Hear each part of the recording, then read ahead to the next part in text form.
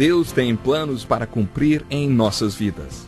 Essa é a mensagem de toda a Bíblia e é isso mesmo que estamos estudando aqui no Encontro com a Palavra, escrito pelo pastor Dick Woodward e narrado pelo pastor Edson Bruno. Fique atento a mais um programa que o Ministério Cooperativo Internacional leva a você. Com você agora, pastor Edson Bruno.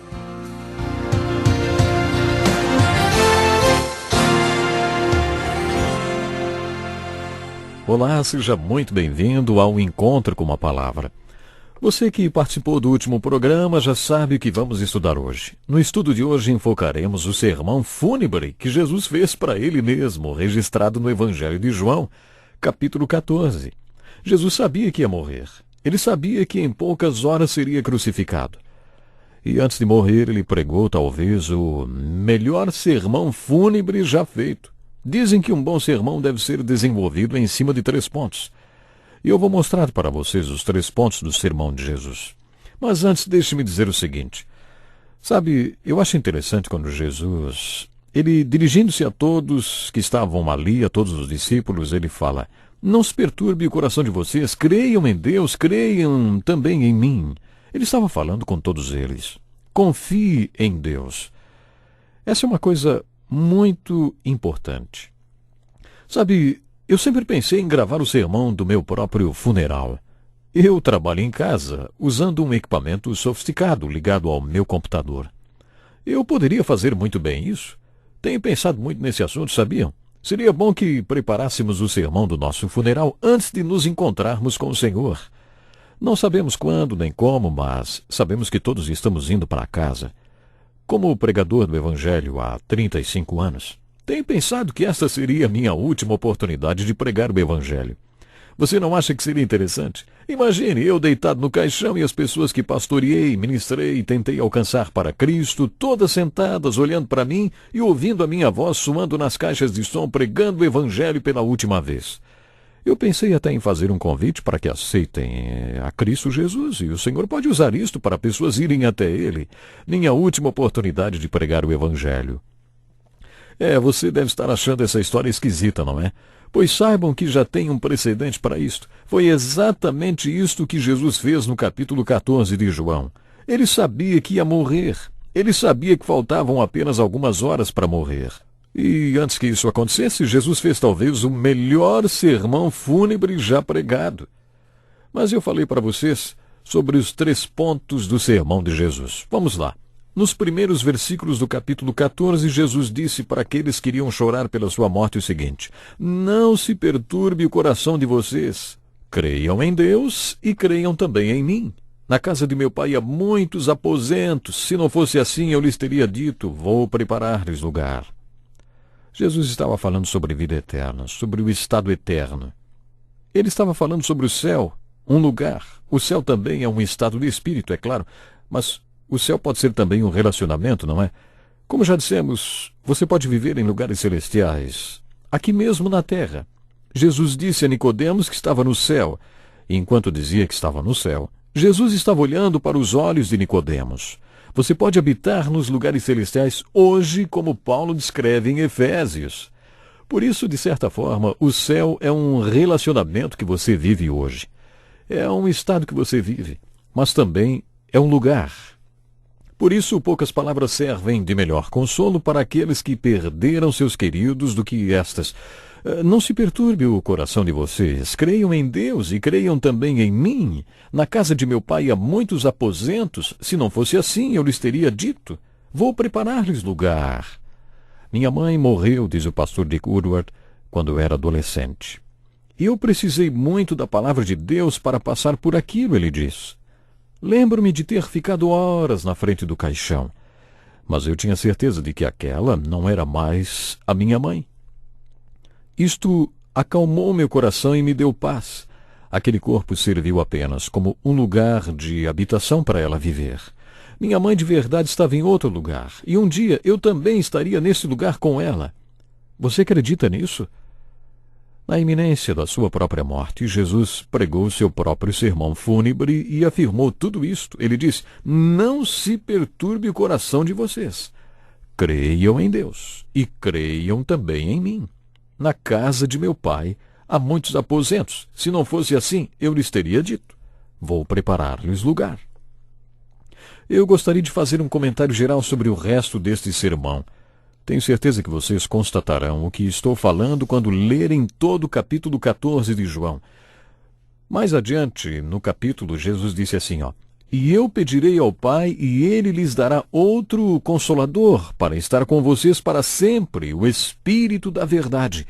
O mundo não pode recebê-lo, porque não o vê, nem o conhece.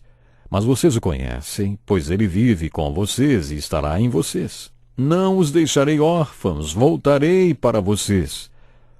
Jesus estava se referindo à sua morte e estava dizendo que mandaria o Conselheiro, ou o Consolador. No dia do Pentecostes, quando todas aquelas coisas maravilhosas começaram a acontecer, Pedro disse: Deus ressuscitou este Jesus e todos nós somos testemunhas desse fato. Exaltado à direita de Deus, ele recebeu do Pai o Espírito Santo prometido e derramou o que vocês agora veem e ouvem. Foi Jesus quem mandou o Espírito Santo. É Jesus quem envia hoje o Espírito Santo. O ministério do Espírito Santo na terra é um resultado do ministério de Jesus. Jesus enviou o Espírito Santo. Esta foi uma promessa que ele fez no seu sermão fúnebre. Este foi o segundo ponto do seu sermão. Ele disse: não se perturbem, vocês terão um Consolador. Jesus usou a palavra grega paracleto para se referir ao Espírito Santo. Esta palavra significa andar ao lado de alguém com o propósito de assisti-lo e ajudá-lo. Todo este conceito está contido na palavra grega paracleto, ou em português traduzido como conselheiro. O Espírito Santo anda ao nosso lado. Ele fica conosco com o propósito de nos ajudar e nos confortar, e também de nos aconselhar. Por isso Jesus, antes da sua morte, disse: não deixem que seus corações fiquem perturbados quando eu morrer e não estiver mais com vocês. Existe alguém que andará ao lado de vocês, mas só virá depois que eu partir. Jesus também afirma no capítulo 16, mas eu lhes afirmo que é para o bem de vocês que eu vou. Se eu não for, o Consolador não virá para vocês, mas se eu for, eu o enviarei. Ao fazer essa declaração, Jesus estava se referindo ao Pentecostes. O segundo ponto do sermão foi: não se perturbem em seus corações, porque existe alguém. Creiam em mim. Creiam em Deus quando ele lhes diz isto. Existe alguém. Por isso não se deixem ficar perturbados. No final do capítulo 14, Jesus apresenta o terceiro ponto do seu sermão. Deixo-lhes a paz. A minha paz lhes dou. Não a dou como o mundo a dá. Não se perturbe o seu coração, nem tenham medo. Aqueles que creem que existe um lugar, aqueles que creem na pessoa do Espírito Santo, que são consolados e confortados pelo Espírito Santo, que são acompanhados e assistidos pelo Espírito Santo, estes não se perturbam. O terceiro ponto é o seguinte: não se perturbe em seu coração, porque se você crê neste lugar e nessa pessoa, então você tem paz. A Bíblia fala muito sobre paz e afirma que não haverá paz no mundo até a segunda vinda de Jesus Cristo. Muita gente não tem consciência disto, mas no Evangelho de Mateus lemos as seguintes palavras de Jesus: não pensem que vim trazer paz à terra, não vim trazer paz, mas espada. Jesus disse que traria divisão e que uma nação ficaria contra outra nação e um reino contra outro reino. Jesus não previu paz no mundo. No capítulo 5 de Romanos, o apóstolo Paulo fala que Deus tornou possível a paz através da morte de Cristo na cruz. Isaías profetizou sobre esta paz, e Paulo também falou sobre ela no capítulo 5 de 2 Coríntios e no capítulo 5 de Romanos. Tendo sido, pois, justificados pela fé, temos paz com Deus, por nosso Senhor Jesus Cristo. Mas quando Jesus falou em paz no final do seu sermão fúnebre, ele disse assim: deixo-lhes a paz, a minha paz lhes dou, não a dou como o mundo a dá. Não se perturbe o seu coração, nem tenham medo. Ele não estava falando sobre a paz no mundo e, na minha opinião, nem sobre a paz com Deus. Ele estava falando sobre o que as Escrituras chamam de paz de Deus. Uma paz na qual Deus nos mantém porque confiamos nele e temos nossas mentes fixadas nele. Isaías disse assim: Tu, Senhor, guardarás em perfeita paz aquele cujo propósito está firme, porque em ti confia. Aqui nesse texto, Jesus estava falando a mesma coisa. Confiem em Deus, confiem também em mim. Se vocês confiarem em Deus e em mim, vocês usufruirão de um lugar, de alguém e de paz. Jesus descreve esse estado de paz no versículo 27. Diz assim: Deixo-lhes a minha paz vos dou. Não a dou como o mundo a dá. Não se perturbe o seu coração, e nem tenham medo. Observando a vida dos apóstolos e pesquisando o que a história conta sobre eles, descobrimos muitas versões sobre a morte de cada um. Uma coisa posso dizer com toda certeza sobre a maneira como eles morreram.